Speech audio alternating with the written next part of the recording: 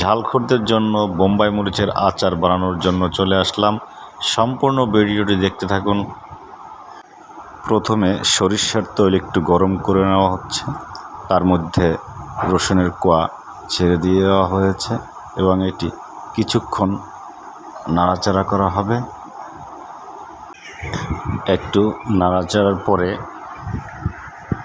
এখানে হলুদের গুঁড়া দিয়ে দেওয়া হচ্ছে।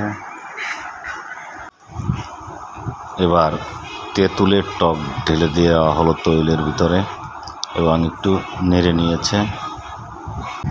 কালারটি কি সুন্দর হয়ে গেল। এবারে বোম্বাই মরিচগুলি ঢেলে দিল। একটু নাড়াচাড়া করার পরে এখানে দিবে এখন বিট লবণ। এখন এখানে 2 চামচ বিট লবণ দেওয়া হবে। তারপরে স্বাভাবিক লবণ, যেটা খাবার লবণ স্বাভাবিকভাবে খায়, এটি দেওয়ার পরে একটু নাড়াচাড়া করে নেবে। পুরোটা সব জায়গায় মাখিয়ে নিতে হবে লবণটি।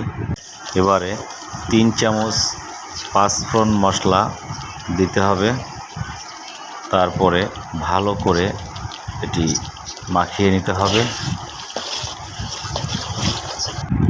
এবার ভিনেগার দিতে হবে।